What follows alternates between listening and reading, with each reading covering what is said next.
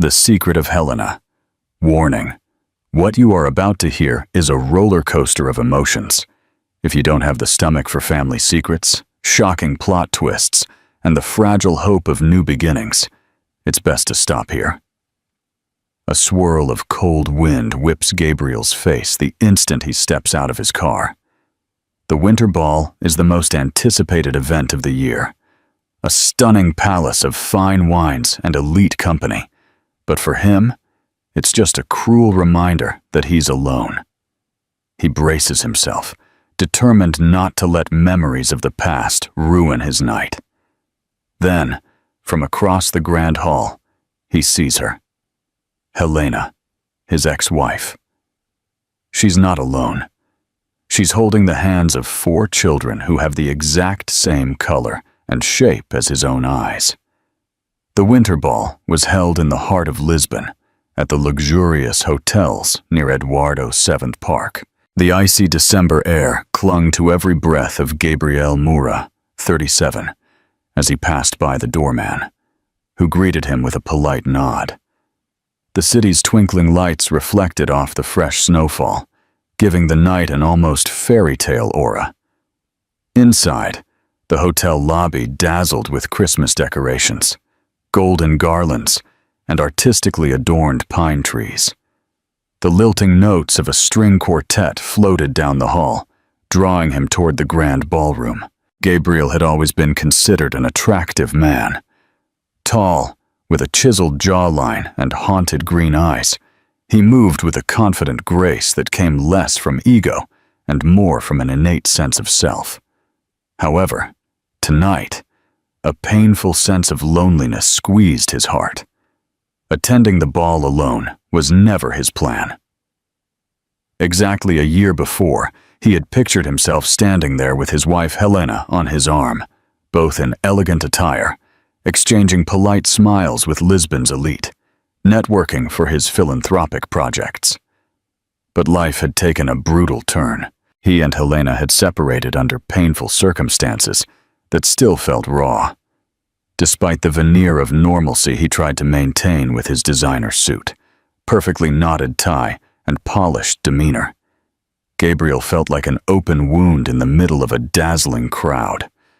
Every ornament, every laugh, every passing scent reminded him of the life he had lost. He tried to distract himself by thinking about trivial conversations about his work at Moura e Castello Investments, about the latest business headlines, about the real estate deals the firm had closed. He thought about the people he might meet, potential clients, old acquaintances like Teresa Costa from his university days, and donors who could support his most cherished cause, the foundation he had created in honor of his late father, to fund scholarships for underprivileged children. The great double doors of the ballroom swung open, revealing a stunning space, glittering chandeliers, marble floors, and couples waltzing in formal gowns. Upon crossing the entrance, Gabriel felt both an unsettling excitement and a sense of dread. Somewhere in that crowd might be a face from the past. Helena's face, perhaps. But in the whirlwind of suits and dresses, he didn't see her right away.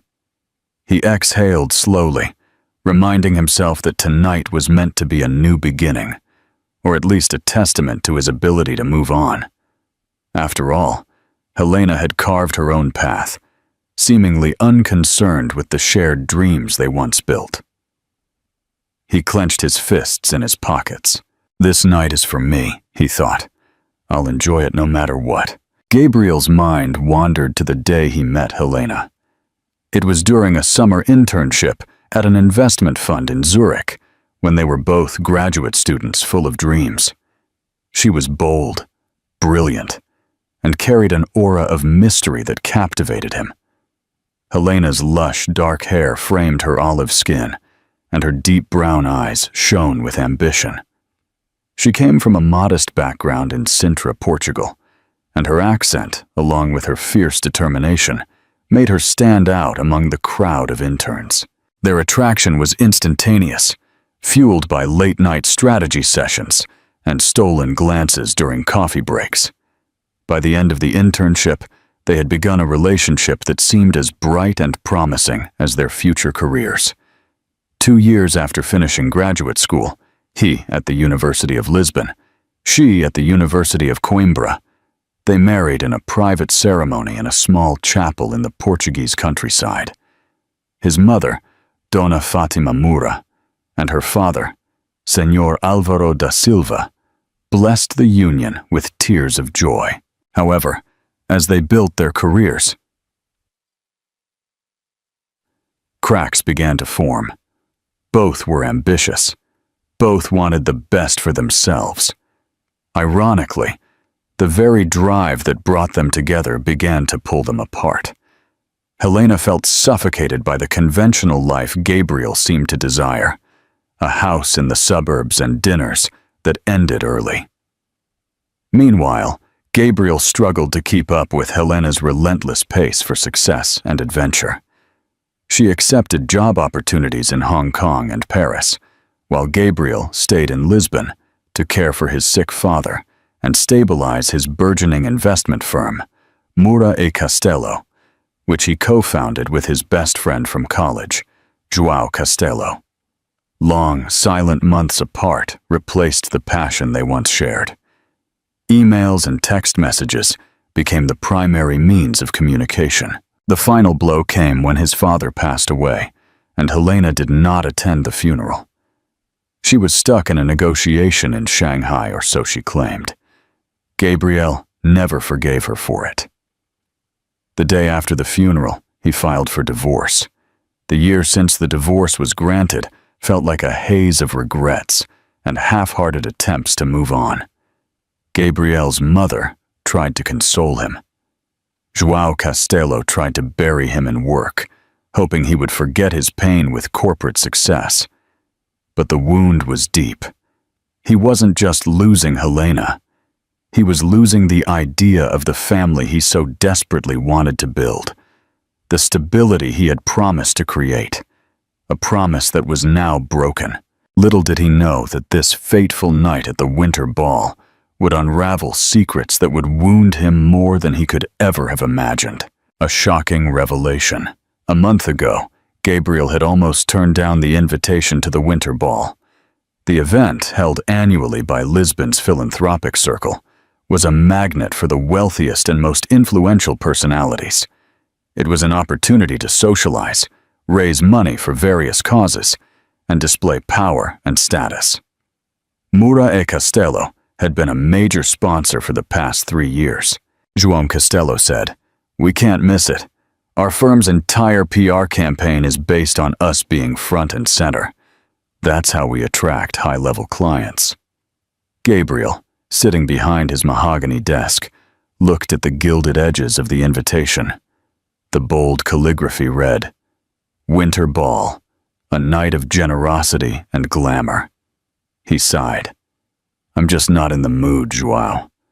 His partner, a tall man with light blonde hair and a relentless optimism, placed a hand on his shoulder. "Look, I know you've had a tough time, but it's time to get back out there. If you don't, you'll never move on." Gabriel was half tempted to crumple the invitation. The memories of attending this event with Helena the year before, dressed in matching blue outfits, dancing under the chandelier, celebrating the expansion of their philanthropic network, still haunted him.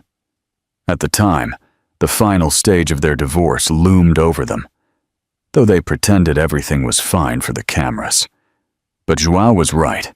Gabriel's philanthropic foundation needed exposure, and the firm needed him to show he was still the confident leader everyone relied on. Maybe the winter ball could mark a turning point, a chance to re-enter society with his head held high. After all, what were the chances of Helena being there? She was globe-trotting, seemingly unconcerned with the Lisbon philanthropic circuit. Reluctantly, he wrote his acceptance, sealed the envelope, and sent it back. The next day, he sent his measurements to his tailor for a new suit, an outward sign that he intended to move on, even if his heart was still behind. The clinking of champagne glasses and the resonant echoes of stringed instruments filled the grand hall. Women in satin gowns floated arm in arm with men in impeccable tuxedos. A faint scent of pine from the Christmas decorations mixed with the sweet smell of desserts arranged on the buffet table. Gabriel tried to relax by the drink station, stirring a glass of sparkling water. He was never one for much alcohol, especially when he needed to maintain his composure. Around him, groups of socialites whispered gossip and speculation. Teresa Costa, a college acquaintance who now worked for a major newspaper, offered him a nod from across the room. He returned the gesture, but avoided prolonged eye contact, unwilling to engage in deep conversation. His eyes scanned the dancing couples, the swirl of colors and elegance. Normally, he would find it all fascinating. The soft glow of the chandeliers above, the confident laughter of proud donors sharing their wealth, the whirlwind of philanthropic ambition that actually did some good in the world. But tonight, an uncomfortable tension hung over him. Something in the air felt dense, as if the energy in the room was rife with revelations waiting to be spilled. He moved away from the crowd, making his way through elegantly dressed men and women. A group of corporate bankers tried to engage him in a conversation about recent stock market fluctuations. Another small group from a tech startup offered him their new app. He feigned interest, made a few courteous remarks, but found himself slowly moving toward the corner of the hall, where a sense of serene quiet reigned. Just as he was about to sit down at a small table next to a pillar draped with silver garlands, his gaze drifted to the dance floor and froze. The murmuring crowd seemed to blur. The music faded, as if his senses had zeroed in on a single figure. There, standing at the top of the hall's ornate staircase, was Helena. She wore a wine-colored dress that accentuated her slender figure. Her dark hair fell in loose waves over her shoulders. A silence seemed to engulf him, as if a wind had swept through his chest. After all these months, it still felt unreal to see her in person. It wasn't just Helena's presence that paralyzed him. Flanking her were 4 small figures, children, 2 girls and 2 boys, each no older than 5 or 6. And in the glare of the chandelier light, Gabriel noticed the most astonishing detail. The eyes of each child were the same luminous green as his. His mind reeled. This had to be some kind of lighting trick. It couldn't be. But as Helena stepped forward, guiding them gently down the staircase, the similarity became even clearer. 4 children with the same color and shape eyes as Gabriel Mora. A wave of disbelief electrified his veins. He had never heard Helena mention children after they separated. He hadn't heard a whisper from mutual acquaintances. And now, out of nowhere, these 4 children had appeared, each with his most distinctive feature. The glass in his hand trembled. The lively chatter of the ball diminished to a low hum. All he could do was stare, mesmerized, as Helena and those children entered the crowd, heading without a detour in his direction. Gabriel slowly rose to his feet, his heart pounding. If Helena saw him, she gave no outward sign. She turned to exchange greetings with a member of the philanthropic committee, her politely in place smile. The children clung to her hands. One of the girls looked timidly around the room. Up close, the resemblance was even more impossible to deny. Each child had inherited the green eyes that were so distinct in Gabriel's family. Each one had some subtle aspect of his facial structure, a dimple in the cheek, the angular slant of the jaw, the gentle curve of the nose. He took a step closer. His steps stopped, uncertain of how to break the barrier of polite society that held them apart. A swirl of dancers momentarily blocked his path. When he came out, still a few meters away, Helena was there, her expression unreadable. "Hello, Gabriel," she said in a low voice. Even amidst the whirlwind of music and conversation, her voice reached him, as if they were the only two people in the room. Her accent seemed a little more pronounced than usual, or perhaps he was just hypersensitive to every detail at that moment. He swallowed, noticing that the children shifted uncomfortably behind her. "Helena," he managed to force the word out. Another breath. "I didn't know you would be here," she said. "The invitation came through an old contact. And Gabriel, I wanted to support the cause. Besides, I thought it might be the right moment." "Moment?" he repeated. He let the word hang, glancing at the children who were now standing awkwardly, clearly uncertain of what was happening between the adults. Moment for what? She hesitated, and her gaze dropped to the floor. Then, taking a soft breath, she said, "A moment for you to meet someone." Turning, she placed a soft hand on the shoulder of each child. "Darlings," she whispered to the boy on her right. "This is Gabriel. He's an old friend of mine." Gabriel's heart squeezed. Just an old friend. The boy looked up with wide eyes and offered a polite greeting. The others followed suit, each voice small but distinct. 2 girls, 2 boys, all in a row. His mind spun. He couldn't find the words to ask the question that was crying out for an answer. Instead, he forced a cordial smile. "How are you?" "Fine, thank you," replied the oldest boy, whose hair was brown just like Gabriel's as a child. "My name is Sebastian." The others introduced themselves: Magdalena, Flora, and Tiago. The mention of their names reaffirmed the reality of their existence. Gabriel extended his hand timidly, and each child shook it in a curious, polite way that seemed unusual for their ages. Finally, he turned to Helena. His expression must have been pleading for some kind of explanation. She read it clearly. "Gabriel," she said in a low voice.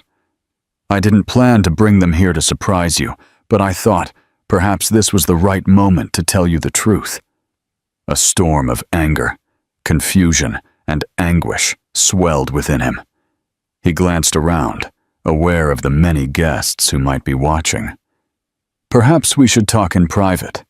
She nodded. "Yes, let's go to the side lounge. The children can stay with my nanny for a moment." She turned and waved to a woman who was discreetly standing by the doorway, who hurried to approach and took the children away.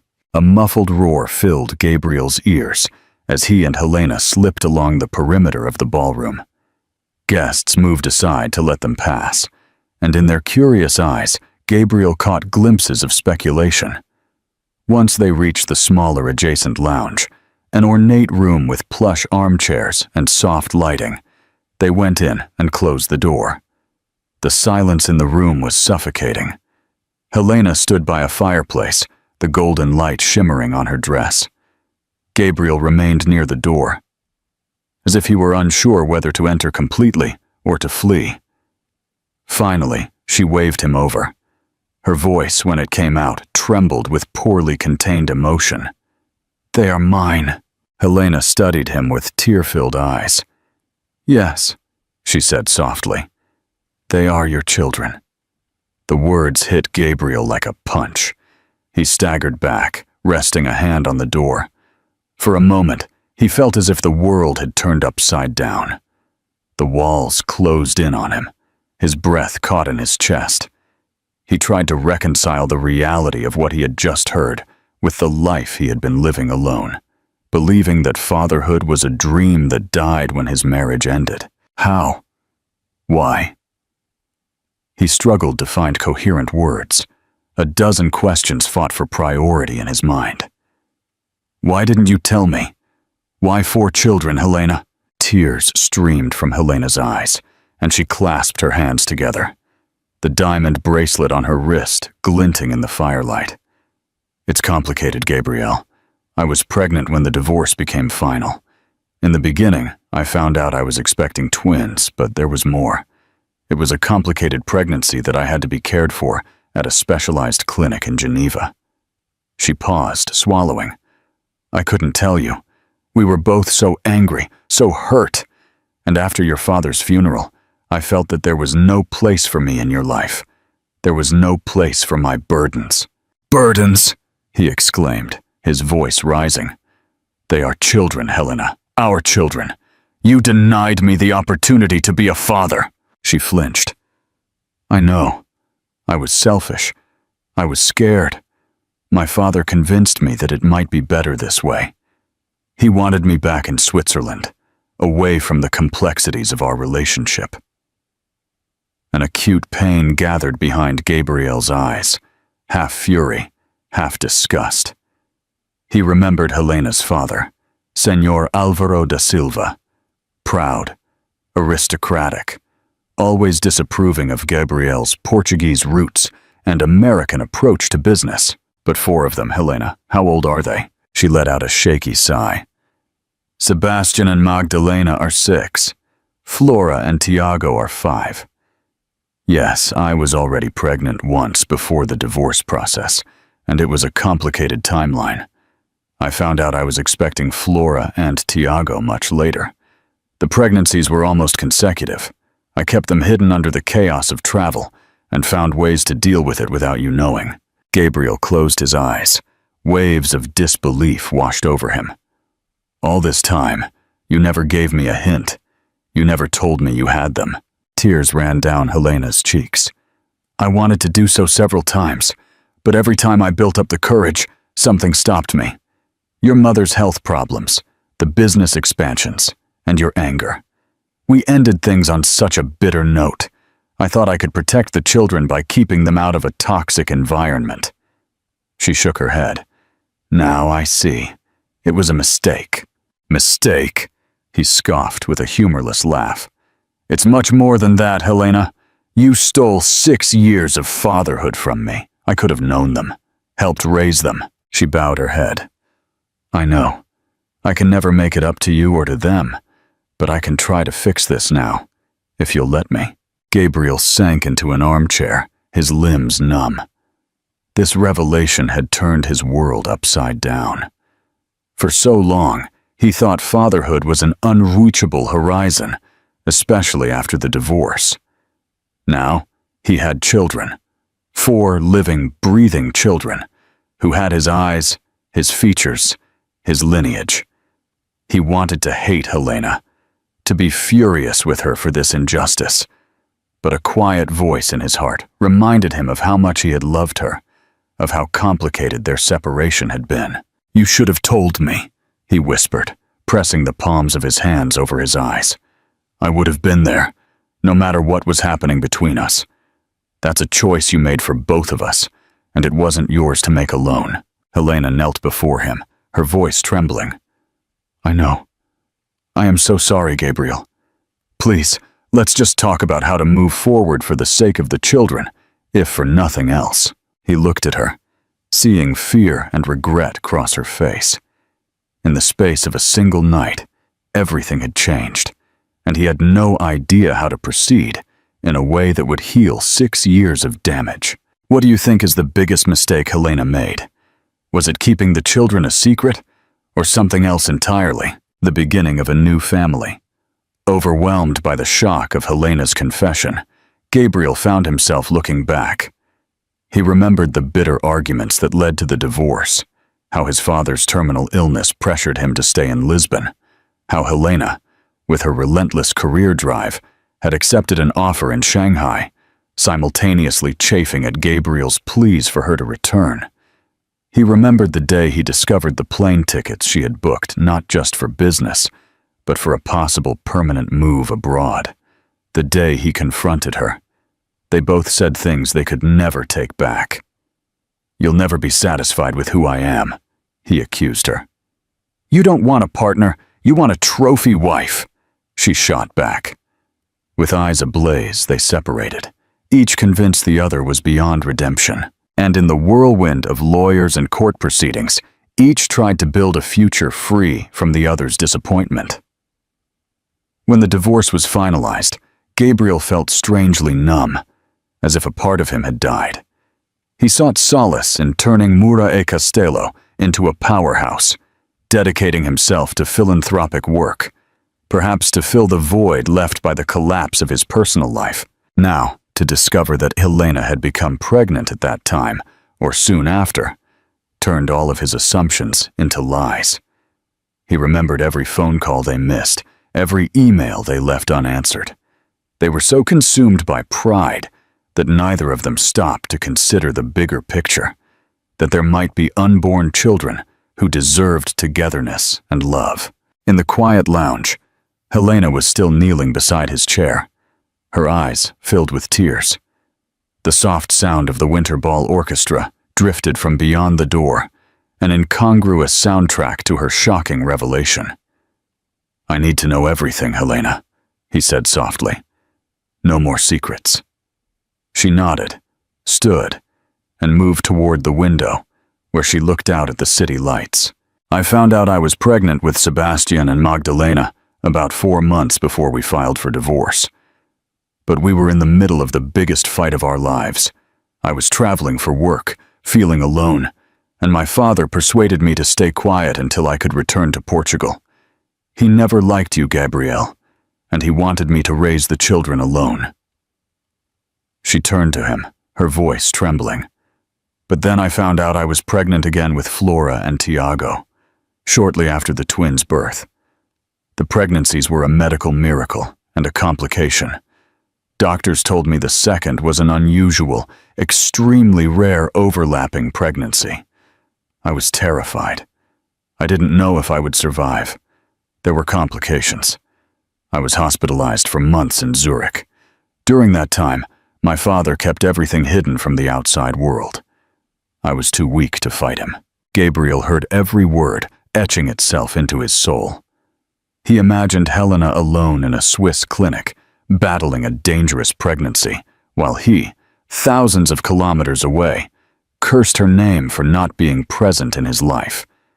A complicated whirlwind of hurt, pity, and anger took hold of him. "And after the births, you just didn't think it was important enough to pick up the phone?" Her eyes welled up with regret. "I was afraid. They told me you had moved on, that you held a grudge, and to be honest, I was ashamed for deceiving you. Yes, I let pride and fear dictate my actions. I thought maybe if I raised them alone, I could avoid all that heartache, all that anger. But it has been a burden on my conscience, especially as the children grow older and start to ask questions about their father." Gabriel closed his eyes, taking a moment to let her words settle. He pictured 4 children on a Swiss estate, asking where Daddy is, and getting no real answers. The anguish coiled even tighter in his chest. With a shaky conviction, he stood. "I have to know them for real. They need to know who I am." Helena moved to open the door. "Of course, they're right next door with the nanny. Let's go." Upon entering the side hall, Gabriel felt the warm ceiling lights shining on him with an almost blinding intensity. The sweet, festive background music felt surreal. He was about to meet his children for the first time in the middle of a dazzling winter ball. In a small antechamber, the 4 children sat in a circle with their nanny, a diminutive woman named Leonore, who was reading them a story to keep them occupied. As soon as Helena and Gabriel entered, the children looked up, their large green eyes fixed on Gabriel. Magdalena, the oldest girl, looked at him with curiosity. "You look like me?"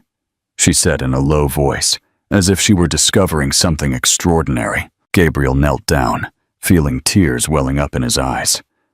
"I think we do." Sebastian, the oldest boy, put his hands on his hips with a surprising note of confidence. "Mommy says you're very important in Lisbon. Are you a prince or something?" Gabriel couldn't help but let out a small smile. "No, I'm not a prince. I just help run a company and do some work to help others." Flora, a shy girl, snuggled closer to her nanny. "Are you a good man?" she asked in a small voice. The question pierced Gabriel's heart. He looked at Helena, who was watching him in silence, tears glistening on her eyelashes. "I try to be. I'm not always perfect, but I do my best." Tiago, the youngest, touched Gabriel's tie. "I like your tie," he said, smiling. Helena knelt beside Gabriel, placing a hand on Tiago's shoulder. "Children, I want you to know that Gabriel is someone very important to me and to you." She paused. Her gaze flickered to Gabriel. "He is your father." The words settled in the room. There was no thunderous reaction, no immediate meltdown, but a kind of silent awe. Magdalena was the first to speak again. "Does that mean you love us?"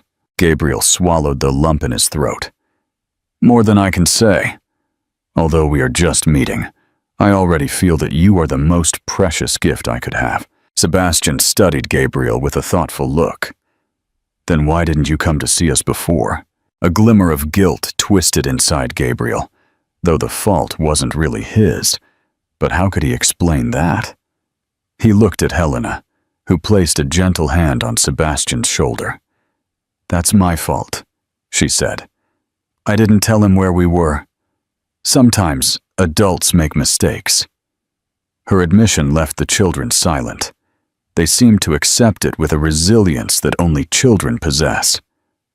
Slowly, Tiago reached out and touched Gabriel's hair, as if to confirm he was real. Gabriel felt his heart both breaking and mending at the same time. He opened his arms with a hesitation, offering a hug.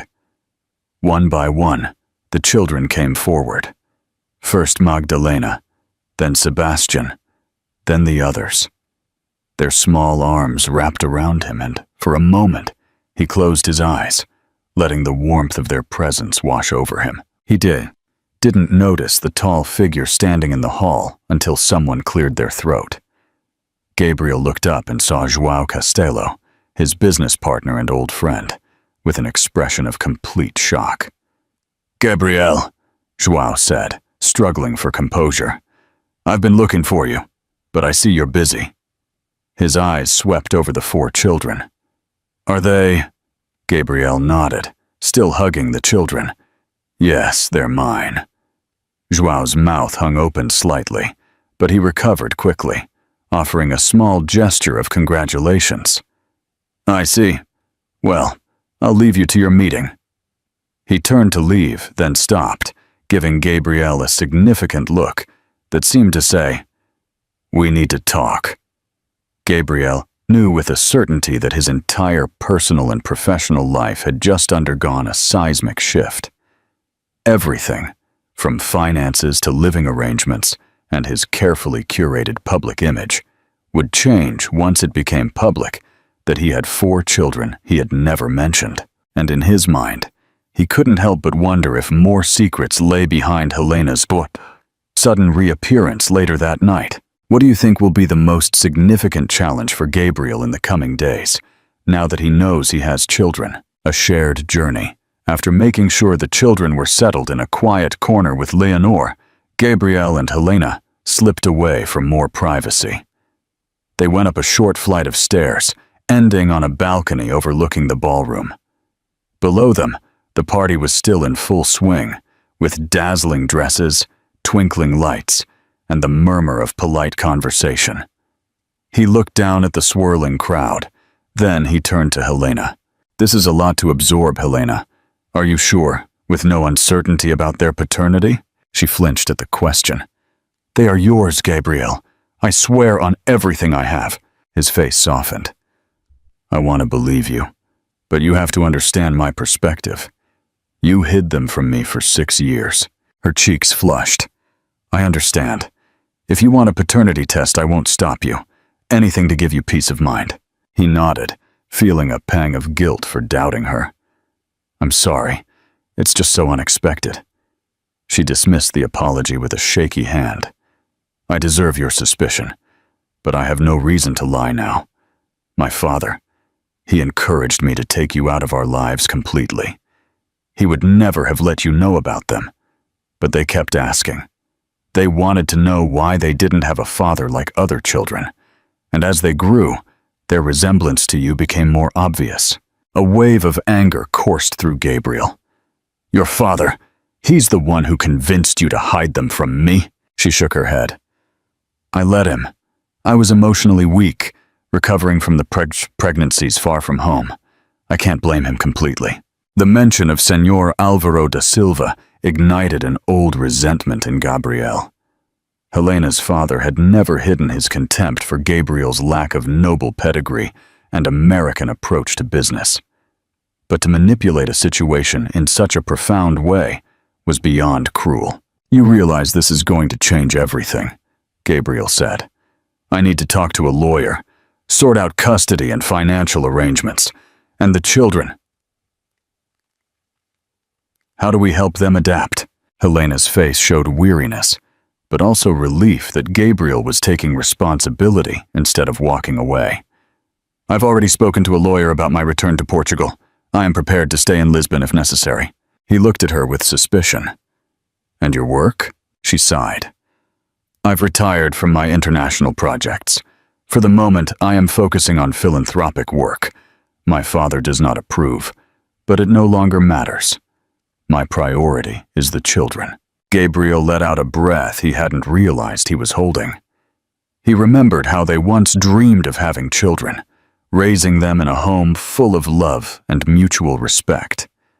That dream had fallen apart. Now, facing reality, they had to figure out how to pick up the pieces and build something stable for 4 innocent lives. "How do we begin?" he asked softly. Helena's lips curved into a sad smile. "Maybe by letting them know that we both love them, that we are both here for them. Everything else can come later. For tonight, let's just be there for them." As the night wore on, Gabriel felt guilt creep in. The 4 children, his children, were clearly bewildered by this sudden introduction. Though they bravely tried to interact with Gabriel, he sensed their uncertainty. After all, in their young minds, he was a stranger, who coincidentally shared their eyes, facial shape, and last name. He tried to be jovial with them, kneeling to their level, listening to their half-stories about Switzerland, about their school, about the snow-covered mountains they missed. But inside, he was consumed by a whirlwind of emotions. He had missed their first steps, their first words, their birthdays, 6 years of precious moments. And then came another shock. During a lull, Magdalena asked in a quiet voice, "Is Hans coming too?" Gabriel looked at Helena. Confusion was plastered on his face. Helena's expression hardened. "We will talk about that later, darling," she said hastily. "Hans," Gabriel pressed. Helena hesitated. Then she cleared her throat. "I've been dating someone, a work colleague. It's nothing serious, but the children know him. He's been around as a friend." An acute pang of jealousy, anger, and betrayal went through Gabriel. This was natural. Helena was no longer his wife and had every right to date. But the idea that another man had been a figure in his children's lives, even if only tangentially, made him angry. He struggled to keep his voice calm. "So, he's been around the children?" Helena nodded, looking away. "They like him, Gabriel. He has been kind to them." Gabriel swallowed the bitterness rising in his throat. "I see." Sebastian chimed in. "Hans takes us sledding. He helped me make a birdhouse once." The image of another man taking on fatherly roles hurt Gabriel deeply. However, he forced a polite nod. "That's nice of him." Helena quickly changed the subject, offering the children a plate of mini tarts from a passing waiter. But Gabriel's thoughts lingered on Hans. He wondered if Hans had become a father figure, and if the children would look for him instead of Gabriel. As the ball was winding down, Gabriel had endured the well-meaning conversations of acquaintances who admired the adorable children. Asking whose they were, he offered vague smiles and quick answers, unsure of how to handle such personal questions. Outside, the snowfall had intensified, covering the city in white. Gabriel stood with the children under the bright lights of the lanterns, waiting while a valet brought 2 cars. He felt the unspoken tension with Helena by his side. They were 2 estranged individuals, forced to reconnect by the existence of these 4 precious lives. "Where are you staying tonight?" he asked. At the Nourids, for now. She replied, I didn't know how you would react, so I didn't make long-term arrangements. He nodded. It's all right. Look, tomorrow I would like to spend more time with them. Can we arrange that? Helena studied him, relief softening her features. Of course they need to know their father. Gabriel forced a small smile at the word father, still grappling with the weight of it. Then, as the children climbed into the waiting SUV, Gabriel placed a gentle hand on Helena's arm. Thank you for telling me, even if it's late. She gave him a grim nod. And I'm sorry. In the silence of the swirling snow, Gabriel watched the vehicle drive away. He stood there for a long time, looking out at the winter night, silently promising himself that no matter what, he would not abandon those children. No matter how painful the transition was, they were his, and he was theirs. A future built together. The next morning, Gabriel woke up in his penthouse overlooking Eduardo's 7th Park. Sleep had eluded him for part of the night, with visions of 4 bright-eyed faces populating his restless dreams. He got up early, preparing a pot of strong coffee as he pondered the next step. He called his mother, Donna Fatima, who lived in a quiet suburb in Cascais. It was time for her to know the news. When he told her he had 4 grandchildren, the coffee cup almost slipped from her hand in reaction. First, she sputtered in disbelief. Then she sobbed. Then she exploded in joy, mixed with confusion and a hint of anger at Helena's secret.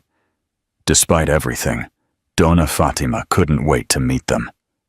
Gabriel also called João Castelo, who demanded an explanation. They agreed to meet at the Moura e Castelo Investments boardroom that afternoon. As soon as Gabriel had a chance to visit his newly discovered family, a text message chimed on Gabriel's phone as he walked into the hall. Gabriel, we're at the zoo with the children. Come see us here, if you can. Gabriel hurried to get dressed, putting on a casual sweater and a coat. The crisp winter air stung his cheeks as he walked down the street, dodging Christmas shoppers and horse-drawn carriages. The feeling of surreal anticipation made his heart beat faster. At the zoo entrance, he found Helena and the children, watching the seals swim in a large tank. The children saw him first, waving excitedly. His chest warmed with their enthusiasm. He approached with a smile. Hello, everyone. Sebastian grabbed his hand. Look at the seals, Dad. The casual use of the word dad surprised Gabriel, but he squeezed the boy's hand in response, a lump forming in his throat. Helena noticed his reaction. They adapt quickly, she murmured, her eyes glistening with unshed tears. They walked around, admiring the polar bears and penguins, stopping occasionally for hot chocolate. Gabriel tried to soak in every detail. How Magdalena would tug on his sleeve to show him her favorite animals. How Tiago would giggle when the penguins waddled. How Flora would shyly hold on to Helena. How Sebastian would ask a million questions about everything. They were a family moving in a loose group, forging a tender sense of togetherness. Yet Gabriel couldn't help but notice a shadow in Helena's eyes, as if she were keeping another secret. After a while, Sebastian ran ahead. Dad, there's an ice sculpture over there. Helena and Gabriel stayed behind, exchanging a look. They are amazing, Gabriel commented. Smart, curious. I'm impressed with each one's own personality. Helena smiled. You would have been a wonderful father, Gabriel. He looked at her intently. Is there anything else you haven't told me? Because now I need the truth. Everything, she sighed, looking away. There is something else, but I wasn't sure how to bring it up. It's about Tiago. He's had some health problems since he was born prematurely. A wave of alarm went through Gabriel. Health problems? He's fine. He's mostly fine, Helena said quickly. But he has a minor heart condition. Doctors say it's manageable with medication and monitoring. He may need surgery in the future, but there's a good chance he won't. Gabriel's face went pale. My God, Helena, you should have told me. I would have been there for him. She placed a hand on his arm. I know. That is what I regret most. I am ready to fix things now. I brought them here so we can live in Lisbon for a while, see specialists if necessary, and ensure he gets the best care.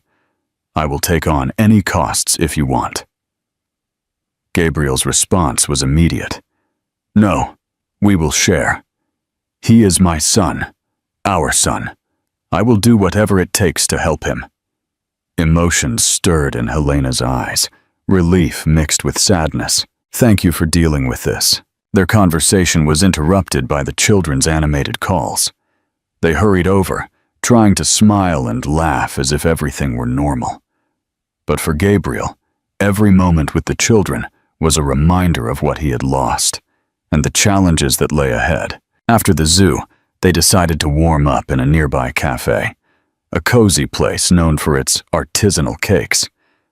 The children devoured mini tarts while Helena sipped a cappuccino, and Gabriel stayed protectively close by, taking in every detail about the newest members of his family. Between bites of cake, Flora asked shyly, Dad, do you have a nice house? Gabriel laughed softly. I have an apartment. It's big enough for all of you, if you want to visit it. Magdalena's face lit up. Can we see? Helena shot Gabriel a questioning look. Are you sure you're ready for this? He took a moment before nodding. Yes, I would like them to see where I live. I have a guest room that can be converted into something for them. And so they decided. They gathered their things and took a quick taxi to Gabriel's penthouse overlooking Eduardo 7th Park. The building's doorman, Senor Bartolomeo, nearly dropped his hat at the sight of Gabriel leading 4 children by the hand. Helena, children, this is my house, Gabriel said, opening the front door. The lobby was sleek and modern, perhaps a little too sterile for the children's taste. Sebastian's eyes widened at the floor-to-ceiling windows, while Magdalena squealed with delight at the sight of the snow-covered treetops and distant skyscrapers. They spread out, exploring. Helena followed them, pointing out paintings and artifacts Gabriel had collected. Her gaze paused on a photo of Gabriel's parents. Your mother will be overjoyed, she said. Has she already invited all of you to spend Christmas in Cascais? Gabriel replied. A flicker of fear touched Helena's face. It might be overwhelming to meet all your family so soon, he said, gently shrugging. They are the children's family too, Helena. We can take it slowly. I just want them to feel welcome. She nodded, watching Tiago run laughing across the polished living room floor. They deserve a big family Christmas. They have never had one. A warm feeling grew in Gabriel's chest. Maybe, despite the heartbreak, they could form a family dynamic, if not as husband and wife, at least as co-parents. Suddenly, Helena's phone rang.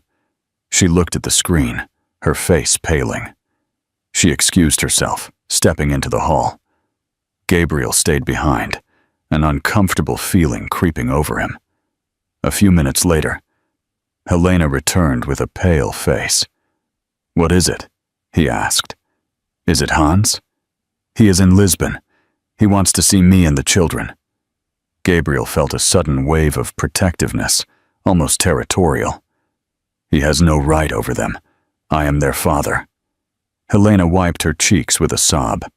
He is not on any birth certificate, of course, but he is threatening to tell the tabloids everything. About how I hid the children from you. About the details of our finances. He wants money, Gabriel. Gabriel gritted his teeth. So he's blackmailing you. She nodded miserably. I ended things with him as soon as I decided to come to Lisbon. He didn't take it well. Now he's furious. Anger coursed through Gabriel, but he forced himself to remain calm. We'll handle this. I will talk to my lawyers, and we will put a stop to his threats. The children will not be used as pawns. Helena looked at him with gratitude. I'm sorry, Gabriel. It seems like every time you try to fix things, I bring another complication." He gently took her hand. "We'll get through this together for the children."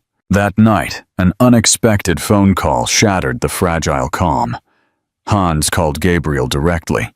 His tone was aggressive, laced with bitterness. "You think you can just waltz back into Helena's life and claim those children? I was the one who helped them for years." Hans spat. Gabriel's jaw tightened. "They are my children, Hans. My blood." Hans laughed harshly. "Your blood, sure, but I was there when Helena needed help. If you had an ounce of decency, you would at least let me see them." Gabriel paused, fighting the primal urge to tell Hans to stay away forever. But he also recognized that the children knew Hans. Forcing them to lose him abruptly could be traumatic. "We can discuss a supervised meeting," Gabriel conceded. "But if you try anything, any attempted blackmail, I will see you in court." Hans scoffed. "You think your money and power can scare me? Helena's father tried. He didn't succeed." Gabriel ended the call with fury simmering in his veins. Helena, who was nearby, watched him with anxious eyes. "We will arrange a supervised meeting," he told her. "This may help with the transition for the children if they can say goodbye or set boundaries. But he will not threaten us again." She nodded, tears of relief shining. "Thank you for handling this." They scheduled the meeting for the next day in the presence of lawyers at a neutral law firm. The children arrived with Helena, quiet and confused. Hans was already there, his face contorted with anger. When the children ran to greet him, Gabriel's stomach churned. Hans shot a smug look at Gabriel, as if to say, "Look, they are mine in spirit." But Sebastian, after a brief hug with Hans, hurried to Gabriel's side. "Dad, are you okay?" Gabriel's heart soared at the boy's simple question, his concern for him. "I'm fine, buddy," he murmured, ruffling Sebastian's hair. The negotiations that followed were tense. Hans wanted continued contact, threatening to leak scandalous information. Helena confessed that Hans had personal emails and financial records that could be damaging if taken out of context. Gabriel's lawyer threatened Hans with a defamation lawsuit if he went public. Finally, they reached a precarious agreement. Hans would receive a one-time settlement from Helena's personal funds and would agree to no future contact with the children unless they themselves requested it when they were older. It was not an ideal solution, but it would avoid immediate scandal and harassment. The children seemed uneasy as Hans gave them a final hug. Tiago clung to him for a moment, tears glistening in his eyes. Gabriel's chest tightened at the sight, but he tried to remain impassive. Hans left abruptly, slamming the door behind him. Outside the office, Helena knelt to comfort the children with tears running down her cheeks. Gabriel joined them, feeling the weight of these events bearing down on their small shoulders. In that moment, he promised himself that he would never let them feel abandoned again. In the weeks that followed, life settled into a new rhythm. Helena and the children moved into a rented house near Gabriel's apartment. Gabriel spent his weekends showing them Portuguese traditions, like decorating a Christmas tree, baking cakes, and practicing Christmas carols in Portuguese. Finally, the day arrived for the children to meet Dona Fatima, their grandmother in Cascais. Despite the tension and emotions that swirled, the meeting was a joyful occasion. Dona Fatima cried openly as she hugged each of her grandchildren, only briefly reprimanding Helena for having kept them hidden for so long. Christmas morning found them all gathered in Dona Fatima's cozy living room. Snow was falling softly outside. The children shrieked with excitement over presents, and Helena felt warmly welcomed by Dona Fatima's maternal grace. Gabriel, dressed in a comfortable sweater, took a moment to reflect on how drastically his life had changed in just a few weeks. He now had the family he once dreamed of, though not in the way he imagined. Helena and Gabriel still had a lot to work through. Their romantic relationship remained uncertain. The old wounds and betrayals lingered, but so did a persistent thread of love. They had started couples therapy, determined to be effective co-parents. Whether they would reconcile as a couple or not remained to be seen. One night, after the children had gone to bed, Gabriel and Helena sat on the balcony of his penthouse. The city lights twinkled below. The silence of the snow made the moment feel magical. Helena rested her head on Gabriel's shoulder. "Do you think we could ever be a family again?" she asked. Gabriel slid an arm around her, 1,000 thoughts flooding his mind. "I think we already are a family," he said softly. "Maybe not the conventional kind, but we'll work it out." Helena looked up at him, a small smile curving her lips. "Thank you," she whispered, "for giving us another chance." He closed his eyes, inhaling the fresh winter air. "Thank you for letting me be a father."